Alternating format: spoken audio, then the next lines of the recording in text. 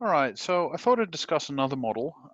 This one's for bushfire fuel accumulation. So trees, particularly eucalyptus trees, drop a lot of bark and leaves and stuff, and this forms what's called litter fuel on the ground. So this thing falls off, it makes a mess on the ground, and notionally that can burn.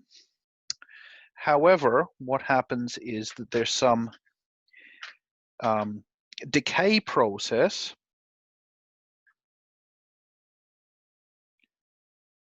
that removes litter. So the stuff that falls from the tree, it starts to rot. It rots slowly, and it becomes sort of like this soil layer, or this sort of non-burnable. That's the important thing.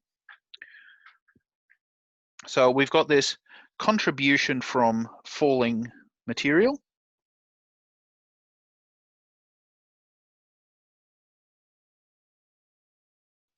And we've got this decay process which removes things. So we're going to put some notation on this.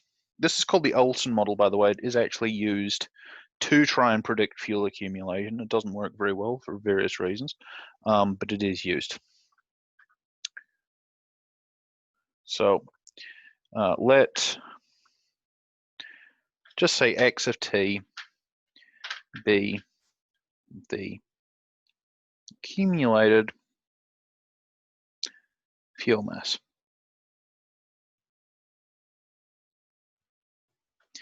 At time t.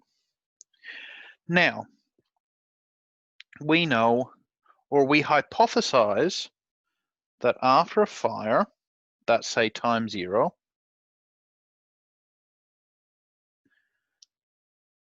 so right after a fire has gone through, after a fire, there's no fuel left.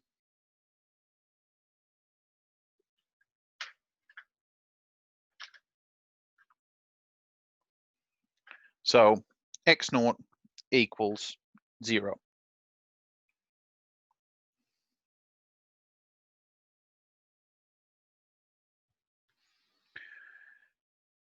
We've got this little budget. We've got falling material coming in, and we've got this decay process going out. So we'll hypothesize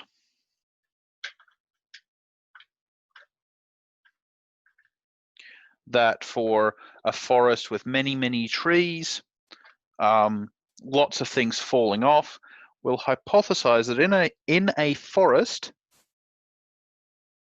where we can sort of average everything out because there's many, many trees, the falling material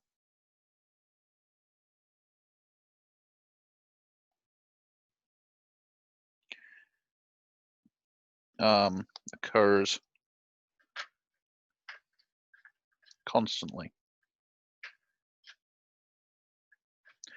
right? i.e. dx dt equals L, a constant. So that's the accumulation of fuel mass in time, or the rate of change of fuel mass in time is constant. But we still have to account for the decay process. That's our constant litter accumulation. What we'll assume, or what our next hypothesis is,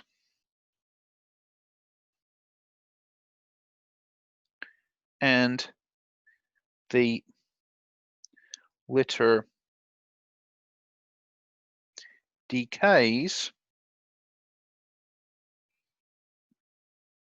at a rate proportional to the litter accumulated.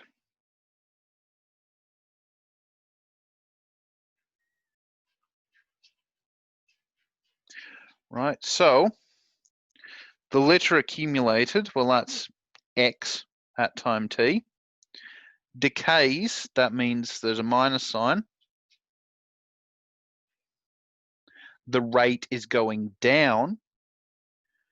And proportional means that we've got some constant of proportionality we'll call alpha. So we simply take this term that we sort of constructed minus alpha xt minus alpha xt and put it onto our equation.